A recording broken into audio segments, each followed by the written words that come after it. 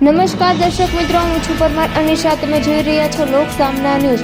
તો જોઈએ આજના સમાચાર અમરેલીથી અમારા રિપોર્ટર સતીશ રાઠોડ સાથે. ગુજરાત રાજ્ય ચૂંટણી આયોગ દ્વારા જાહેર કરવામાં આવેલ સ્થાનિક સ્વરાજ્યની સંસ્થાઓની સામાન્ય ચૂંટણી 2026 અન્વયે આજ રોજ અમરેલી જિલ્લામાં સવારે 7 વાગ્યાથી લોકશાહીના પર્વનો શાંતિપૂર્ણ અને ઉત્સાહપૂર્ણ વાતાવરણમાં પ્રારંભ થયો છે.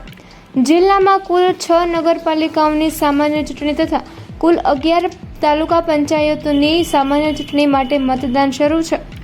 અમરેલીના દેવરાજિયા મુકામે ઉર્જા રાજ્યમંત્રી શ્રી કૌશિકભાઈ વેકરિયાએ સજોડે મતદાન કર્યું હતું.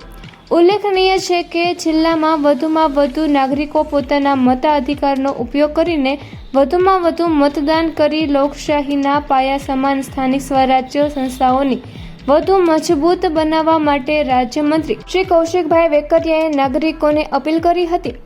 વહીવટતંત્ર દ્વારા દિવ્યાંગ મતદારો અને વૃદ્ધો માટે ખાસ વ્હીલચેર તેમજ અનુકૂળ સુવિધાઓ ઊભી કરવામાં આવે છે, જેથી તેઓ કોઈપણ અડચણ વિના પોતાના મતાધિકારનો ઉપયોગ કરી શકે.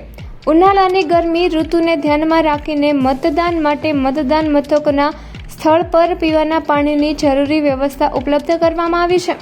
તો ફરી મળીશું એક નવા સમાચાર સાથે. ત્યાં સુધી જોતા રહો લોક સામના ન્યૂઝ.